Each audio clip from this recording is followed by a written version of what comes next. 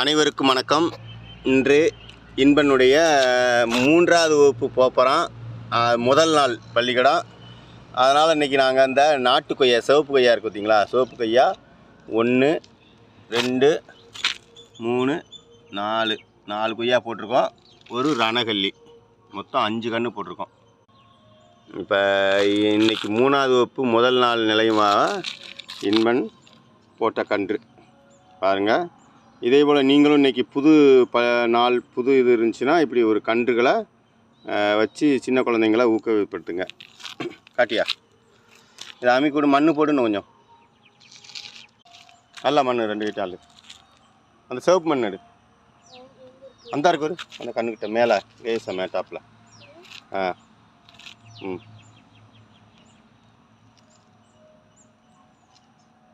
போடு போடு.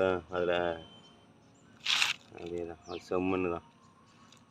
போட்டுட்டு லேசாக தண்ணி ஊற்றிடுவோண்ணே. மழை தண்ணி நம்ம வச்சுருக்கோம், மழை பெஞ்ச தண்ணி ஊற்றிடு. நல்லா போடு, நல்லா போடு. இந்த இதில் போடு, இதில் போடு. இந்த இடவெளியிலலாம் அப்படி இந்த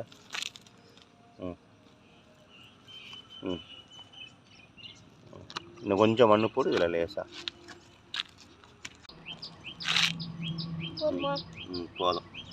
இன்னும் கொஞ்சம் தண்ணியை மட்டும் நல்லா மழை தண்ணியை தெளிச்சிருவோண்ணே. வா. அதான் மழை தண்ணி உள்ள மோந்துக்கோ. உள்ள மழை தண்ணி கொஞ்சம் கொஞ்சம் தெளி. பக்கத்தில் வச்சுக்கோ, நல்லா பக்கத்தில் வச்சுக்கோ. இப்படி இப்படி வச்சுட்டு அவ்வளோதான். கையையும் கழுவிடுவோப்பிய.